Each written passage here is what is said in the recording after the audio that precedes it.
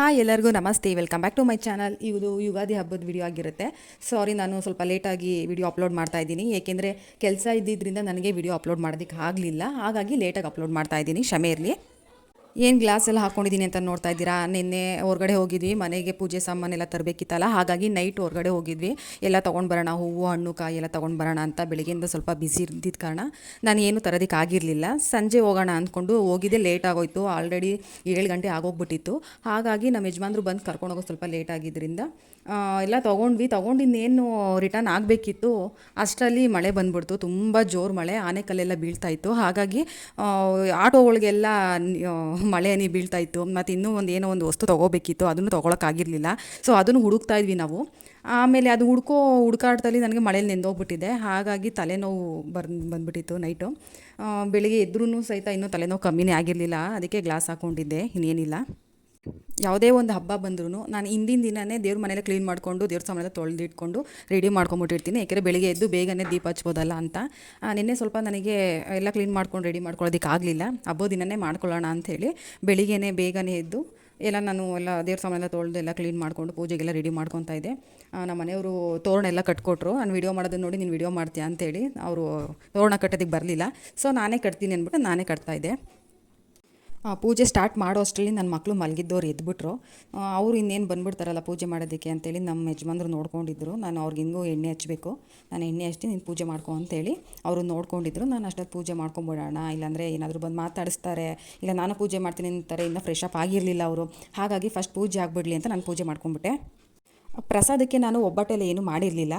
ಬರೀ ಹಣ್ಣು ಕಾಯಿ ಮತ್ತು ಬೇವು ಬೆಲ್ಲ ಮಾತ್ರ ಇಟ್ಟಿದ್ದೆ. ಯಾಕಂದರೆ ನಾನು ನಮ್ಮ ಅಮ್ಮವ್ರ ಮನೆಗೆ ಹೋಗಬೇಕು, ಈಗ ಪೂಜೆ ಎಲ್ಲ ಮುಗಿಸ್ಕೊಂಡು ಅಲ್ಲೇ ಮಾಡೋಣ ಅಂತ ನಮ್ಮಮ್ಮ ಕರೆದಿದ್ದಾರೆ. ಸೊ ಹಾಗಾಗಿ ನಾನು ಅವ್ರ ಮನೆಗೆ ಹೋಗ್ತಾಯಿದ್ದೀನಿ. ಹಾಗಾಗಿ ಇಲ್ಲಿ ಪ್ರಸಾದಕ್ಕೆ ಏನು ಇಟ್ಟಿಲ್ಲ, ಬರೀ ಹಣ್ಣು ಕಾಯಿ ಇಟ್ಬಿಟ್ಟು ಮಾತ್ರ ಪೂಜೆ ಮಾಡ್ತಾಯಿದ್ದೀನಿ. ಅವ್ರಿಗೂ ಒಬ್ಬರೇ ಮಾಡ್ಕೊಳ್ಳೋದಕ್ಕಾಗಲ್ಲ. ನಾನೇ ಅಲ್ಲೂ ಹೋದರೂ ನಾನೇ ಮಾಡಬೇಕು, ಇಲ್ಲಿದ್ದರೂ ನಾನೇ ಮಾಡಬೇಕು. ಲಾಸ್ಟ್ ಇಯರೆಲ್ಲ ಇಲ್ಲಿಂದನೇ ಮಾಡಿ ಕೊಟ್ಟು ಕಳಿಸಿದ್ದೆ. ಆದರೆ ಇವತ್ತು ಸ್ವಲ್ಪ ಈ ವರ್ಷ ಚೇಂಜ್ ಇದೆ, ಅಲ್ಲೇ ಹೋಗಿ ಮಾಡೋಣ ಅಂತ ಕರೆದಿದ್ರಲ್ವ. ಸೊ ಅದಕ್ಕೆ ಇಲ್ಲೆಲ್ಲ ಪೂಜೆ ಎಲ್ಲ ಮಾಡಿಬಿಟ್ಟು ಇಲ್ಲೂ ನನಗೆ ಎಲ್ಲ ಮಾಡೋದಕ್ಕೆ ಹೆಲ್ಪಿಂಗ್ ಯಾರೂ ಇಲ್ವಲ್ಲ, ಹಾಗಾಗಿ ಅಲ್ಲೇ ಹೋಗಿ ಮಾಡೋಣ ಅಂತ ಸರಿ ನಾನು ಅಲ್ಲೇ ಬರ್ತೀನಿ ಅಂತ ಡಿಸೈಡ್ ಆಗಿ ಅಲ್ಲಿಗೆ ಹೊರಟಿದ್ದೀವಿ ಇವಾಗ. ಯುಗಾದಿ ಹಬ್ಬ ಬಂತು ಅಂತಂದರೆ ನಂಗೆ ತುಂಬಾ ಬೇಜಾರಾಗ್ತಾ ಇರುತ್ತೆ. ಏನಕ್ಕೆ ಅಂತ ಅಂದರೆ ಯುಗಾದಿ ಹಬ್ಬದ ಟೈಮಲ್ಲೇ ನಮ್ಮಪ್ಪ ತೀರ್ಕೊಂಡಿದ್ದು. ಹಬ್ಬಕ್ಕಿನ್ನ 3-4 ದಿನ ಇತ್ತು ಅನ್ನೋವಾಗ ನಮ್ಮಪ್ಪ ಹಾರ್ಟ್ ಅಟ್ಯಾಕ್ ಆಗಿ ತೀರ್ಕೊಂಡ್ರು. ಹಾಗಾಗಿ ಈ ಹಬ್ಬ ಇನ್ನೇನು ಬಂತು ಅನ್ನೋ ಟೈಮಿಗೆ ನನಗೆ ಅದೆಲ್ಲ ನೆನಪಾಗ್ತಾ ಇರುತ್ತೆ. ಹಬ್ಬ ಟೈಮಲ್ಲೇ ಅಲ್ವಾ ಅವರು ಈ ಥರ ತೀರ್ಕೊಂಡಿದ್ದು ಅಂತ. ಹಬ್ಬ ಟೈಮಲ್ಲಿ ನಾವು ಮನೆಯೆಲ್ಲ ಕ್ಲೀನ್ ಮಾಡ್ತಾಯಿದ್ವಿ. ಅಂಥ ಟೈಮಲ್ಲಿ ಅವ್ರಿಗೆ ಹಾರ್ಟ್ ಅಟ್ಯಾಕ್ ಆಗಿ ಅವರು ಎಕ್ಸ್ಪೈರ್ ಆದರು. ಹಾಗಾಗಿ ಈ ಟೈಮಲ್ಲಿ ನನಗೆ ನೆನಪಾಗ್ತಾ ಇರುತ್ತೆ, ಬೇಜಾರಾಗುತ್ತೆ. ಸ್ವಲ್ಪ ದಿನ ಹಬ್ಬನ ಅಷ್ಟಕ್ಕಷ್ಟೇ ನಾನು ತುಂಬ ಇಷ್ಟಪಟ್ಟೇನು ಮಾಡ್ತಾ ಇರಲಿಲ್ಲ. ಎಲ್ಲರೂ ಹಬ್ಬ ಮಾಡ್ತಾರಲ್ಲ ಅಂತ ನಾನು ಮಾಡ್ತಾಯಿದ್ದೆ ಅಷ್ಟೇ. ಮಾಮೂಲಿ ಪೂಜೆ ಎಷ್ಟು ಮಾಡ್ತಾಯಿದ್ದೆ. ಮದುವೆ ಆದಮೇಲೆ ಈಗ ಗಂಡನ ಮನೆಗೆ ಬಂದ ಮೇಲೆ ನಾವು ಇಷ್ಟೆಲ್ಲ ಪೂಜೆ ಮಾಡ್ಕೊಂಡು ಬಂದಿದ್ದೀನಿ. ಮುಂಚೆಲ್ಲ ನಮ್ಮ ಅಮ್ಮನೇ ಮಾಡ್ಕೊಂಬಿಡು ನೀನೆ ಅಂತ ಬಿಟ್ಬಿಡ್ತಾಯಿದ್ದೆ. ಆದರೆ ಈಗ ಹಂಗೆ ಆಗಲ್ಲ ಅಲ್ವಾ, ನಾವೇ ಮಾಡಬೇಕು. ಹಾಗಾಗಿ ನಾನೇ ಮಾಡ್ಕೊಂಡು ಬರ್ತಾಯಿದ್ದೀನಿ. ಯುಗಾದಿ ಹಬ್ಬದ ಟೈಮಲ್ಲಿ ನಮ್ಮ ಅಪ್ಪನೇ ಹೋಳಿಗೆ ಎಲ್ಲ ಮಾಡ್ತಾಯಿದ್ರು, ನಮಗೆ ಎಣ್ಣೆ ಹಚ್ತಾಯಿದ್ರು. ಅದೆಲ್ಲ ನೆನಪಾಗ್ತಾ ಇರುತ್ತೆ. ಆದರೂ ಏನೂ ಮಾಡೋಕ್ಕಾಗಲ್ಲ. ಈಗ ನಮ್ಮ ಯಜಮಾನ್ರು ನನ್ನ ಮಕ್ಳಿಗೆಲ್ಲ ಎಣ್ಣೆ ಹಚ್ಚೋದು ನೋಡಿದ್ರೆ ನಮ್ಮಪ್ಪ ನೆನಪಾಗ್ತಾರೆ ನನಗೆ. ನಮ್ಮಪ್ಪನ ಹಿಂಗೆ ಎಣ್ಣೆ ಹಚ್ತಾಯಿದ್ರಲ್ವ, ಆಮೇಲೆ ಎಲ್ಲರದ್ದು ಸ್ನಾನ ಎಲ್ಲ ಆದಮೇಲೆ ಒಬ್ಬಟ್ಟೆಲ್ಲ ಮಾಡ್ತಾಯಿದ್ರು ಅಂತ. ಏನು ಮಾಡೋದಕ್ಕಾಗಲ್ಲ. ಈಗ ಪೂಜೆ ಎಲ್ಲ ಆಯಿತು. ಹಾಗೆ ಒಂದು ಕ್ಲಿಪ್ ತೊಗೊಳ್ಳೋಣ ಅಂತ ನಾನು ಫೋಟೋ ತೆಕ್ಕೊತಾ ಇದ್ದೆ ತೋರಣ ಹತ್ರ ಎಲ್ಲ. ಅವ್ರದ್ದೆಲ್ಲ ಸ್ನಾನ ಆಗಿ ಮೇಕಪ್ ಆಗ್ತಾಯಿದ್ರು. ನನ್ನ ಮಗಳು ಬಂದು ಮಮ್ಮಿ ನಾನು get ready with me video ಮಾಡು ಅಂತ ಅಂದು. ಇಲ್ಲ ನನಗಾಗೋದಿಲ್ಲ, ನೀವೇ ರೆಡಿ ಆಗಿಬಿಡ್ರಿ, ಇವತ್ತು ಅಮ್ಮಮ್ಮ ಮನೆಗೆ ಹೋಗಬೇಕು, ಹಾಗಾಗಿ ತಿಂಡಿ ಎಲ್ಲ ರೆಡಿ ಮಾಡ್ಕೋಬೇಕು, ಲೇಟ್ ಆಗಿಬಿಟ್ಟಿದೆ. ಅದಕ್ಕೆ ನಾನು ತಿಂಡಿ ಮಾಡ್ಕೋಕೆ ನೀವೇ ರೆಡಿ ಆಗಿರಿ ಅಂತ ಅಂದೆ. ಸರಿ ನಾನು ತಿಂಡಿ ಎಲ್ಲ ಮಾಡಿ ತಿಂದು ನಮ್ಮ ಅಮ್ಮನ ಮನೆಗೆ ಹೋಗೋಕ್ಕೆ ಎಲ್ಲ ಹೊರಟಿದ್ದೀವಿ. ನನ್ನ ಮಕ್ಳು ದಿನ ಚಪ್ಪಲಿ ಸೆಲೆಕ್ಷನಿಂದ ಮುಗ್ದಿಲ್ಲ. ಅವ್ರದ್ದು ಇದೊಂದು ಗೋಳು. ಎಲ್ಲರೂ ಹೊರಗಡೆ ಹೋಗೋವಾಗ ನಂಗೆ ಆ ಚಪ್ಪಲಿ ಬೇಕು ಈ ಚಪ್ಪಲಿ ಬೇಕು ಅಂತ ಹುಡುಕ್ತಾ ಇರ್ತಾರೆ, ಇಬ್ಬರು ಕಿತ್ತಾಡ್ತಾ ಇರ್ತಾರೆ.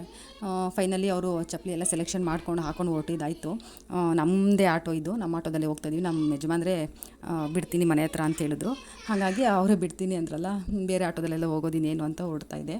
ನನ್ನ ಮಗಳು ವಿಡಿಯೋ ಮಾಡ್ತಾಯಿದ್ರೆ ಅದು ಫೋಸ್ ಕೊಡ್ತಾಯಿದ್ಲು. ಸರಿ ನಮ್ಮ ಯಜಮಾನ್ರು ನಾನು ಇವಾಗ ಬಿಟ್ಟು ಅವರೆಲ್ಲೋ ಹೊರಗಡೆ ಹೋಗ್ತೀನಿ ಅಂತ ಹೊರಟರು. ನನ್ನ ಮನೆ ಹತ್ರ ಬಂದೆ, ನಮ್ಮ ಅಮ್ಮವ್ರ ಮನೆಗೆ. ಇದೆ ನಮ್ಮ ಅಮ್ಮವ್ರ ಮನೆ. ಯಾರೂ ಕಾಣಿಸ್ತಾ ಇರಲಿಲ್ಲ ಒಳಗಡೆ. ಸರಿ ಏನು ಮಾಡ್ತಾಯಿದ್ದಾರೆ ಅಂತ ಒಳಗಡೆ ಹೋದೆ. ಟಿ ವಿ ಒಂದೇ ಓಡ್ತಾಯಿತ್ತು. ನಮ್ಮ ಅಜ್ಜಿನೂ ಕಾಣಿಸ್ತಿರ್ಲಿಲ್ಲ. ನಮ್ಮ ಅಮ್ಮ ಒಳಗಡೆ ಏನೋ ಮಾಡ್ತಾಯಿದ್ರು. ಪೂಜೆ ಎಲ್ಲ ಆಗಿತ್ತು. ಅವ್ರ ಮನೇಲಿ ಬೆಳಿಗ್ಗೆ ಪೂಜೆ ಮಾಡ್ಕೊಂಡಿದ್ರು. ಹಾಗೆ ಇಲ್ಲೊಂದು ವಿಡಿಯೋ ಮಾಡ್ಕೊತಾ ಇದ್ದೆ. ನಮ್ಮಮ್ಮ ಕೇಳ್ತಾ ಇದ್ರು ಎಲ್ಲಿ ಬರಲಿಲ್ವಲ್ಲ ಅಂತ ನಮ್ಮ ಮನೆಯವ್ರನ್ನ. ಇಲ್ಲ ನಾನು ಬಿಟ್ಬಿಟ್ಟು ಏನೋ ಸ್ವಲ್ಪ ಕೆಲಸ ಇದೆ ಅಂತ ಅವ್ರು ಹೊರಗಡೆ ಹೋದರು ಅಂತ, ಕರ್ಕೊಂಬರೋದಲ್ವಾ ಅಂತ ಕೇಳ್ತಿದ್ರು. ಅವ್ರು ಬರ್ತೀನಿ ಆಮೇಲೆ ಅಂತ ಹೇಳ್ಬಿಟ್ಟು ನನ್ನನ್ನು ಬಿಟ್ಬಿಟ್ಟು ಹೋದರು. ನನ್ನ ಮಗಳೂ ಬಂದಳು, ನಾನು ವಿಡಿಯೋ ಮಾಡ್ತಿದ್ದು ನೋಡಿ ಅವಳು ಬರ್ತಾಳೆ, ನಾನು ಫೋಟೋ ತೆಕ್ಕೊಳ್ಳಿ, ವಿಡಿಯೋ ಮಾಡ್ಕೊಳ್ಳಿ, ಎಲ್ಲ ವಿಷಯದಲ್ಲೂ ಅವಳು ಬಂದು ಮಮ್ಮಿ ನನ್ನ ವಿಡಿಯೋ ಮಾಡು, ನಾನು ಫೋಟೋ ತೆಗಿ, ನಾನು ಡ್ಯಾನ್ಸ್ ಮಾಡ್ತೀನಿ ಅಂತ ಕೇಳ್ತಾ ಇರ್ತಾಳೆ. ಅದಾಗ್ತಿದ್ದಂಗೆ ನನ್ನ ತಂಗಿನೂ ಬಂದಳು, ದೇವಸ್ಥಾನಕ್ಕೆ ಹೋಗಿದ್ಲು, ಅವಳು ಇರಲಿಲ್ಲ. ಆಮೇಲೆ ಬಂದಳು. ಮಕ್ಕಳು ತುಂಬ ದಿನ ಆಗಿತ್ತು ಇವ್ರನ್ನೆಲ್ಲ ನೋಡಿ. ಇವಳು ಹಾಸ್ಟೆಲಲ್ಲಿರೋದು, ಹಬ್ಬಕ್ಕೆ ರಜೆಗೆ ಏನಕ್ಕಾದರೂ ಆದರೆ ಬರ್ತಾಳಷ್ಟೇ. ನನ್ನ ಮಕ್ಕಳು ದಿನ ಪೂರ್ತಿ ಬರೀ ನಮ್ಮ ಮಕ್ಕನೇ ನೋಡಿ ನೋಡಿ ಅವ್ರಿಗೂ ಬೇಜಾರಾಗ್ಬಿಟ್ಟಿತ್ತು. ಈಗ ಇವ್ರನ್ನೆಲ್ಲ ನೋಡಿ ತುಂಬ ಖುಷಿಯಾಗ್ಬಿಟ್ರು. ಅವಳು ದೇವಸ್ಥಾನಕ್ಕೆ ಹೋಗಿದ್ಲಲ್ಲ, ಕಡಲೆಪುರಿ ಎಲ್ಲ ತಂದಿದ್ರು, ಅದಕ್ಕೆ ತಿನ್ಕೊಂಡು ಕೂತಿದ್ದಾರೆ ಮಕ್ಕಳು. ನಾನು ಚಿಕ್ಕ ಮಗಳಂತೂ ಮಮ್ಮಿ ನಾನು ಇಲ್ಲೇ ಇರ್ತೀನಿ, ನಾನು ಬರಲ್ಲ ನಿಮ್ಮ ಮನೆಗೆ ಹೋಗು ಅಂತ ಹೇಳ್ತಿದ್ಲು. ಸರಿ ಆಯ್ತು ನೀನು ಇಲ್ಲೇ ಇರು, ಅವಳ ಜೊತೆ ಆಟ ಆಡ್ಕೊಂಡು ನಾನು ಹೋಗ್ತೀನಿ ಅಂತ ಅಂತಿದ್ದೆ. ಅವಳು ಹಂಗೆ ಹೇಳ್ತಾಳೆ ಅಷ್ಟೇ. ನಾನು ಹೊರಡೋವಾಗ ಮಮ್ಮಿ ನಾನು ಬರ್ತೀನಿ, ಇಲ್ಲಿ ಇರಲ್ಲ ಅಂತಲೇ ಹೇಳ್ತಾಳೆ ಅವಳು. ಇನ್ನು ಅಡುಗೆ ಮಾಡಿದ್ದು ಮತ್ತು ಮಕ್ಕಳೆಲ್ಲ ಡ್ಯಾನ್ಸ್ ಮಾಡಿದ್ರು, ನಾವು ಕೆಲವೊಂದು ರೀಲ್ಸ್ಗಳನ್ನೆಲ್ಲ ಮಾಡ್ತಿದ್ವಿ. ಅದನ್ನೆಲ್ಲ ವಿಡಿಯೋ ಕ್ಲಿಪ್ ತೊಗೊಳೋದಕ್ಕಾಗಲಿಲ್ಲ, ಯಾಕೆಂದರೆ ಲೇಟ್ ಆಗಿಬಿಟ್ಟಿತ್ತು, ಮನೆಗೆ ಹೋಗಬೇಕು ಅಂತೇಳಿ. ನಾವೀಗ ಮನೆಗೆ ಬಂದ್ವಿ. ಈ ವಿಡಿಯೋ ನಿಮಗೆ ಇಷ್ಟ ಆಗಿರಿ ಲೈಕ್ ಮಾಡಿ, ಹಾಗೆ ನನ್ನ ಚಾನಲ್ನ ಸಬ್ಸ್ಕ್ರೈಬ್ ಮಾಡ್ಕೊಳ್ಳೋದನ್ನ ಮರಿಬೇಡಿ. Thank you.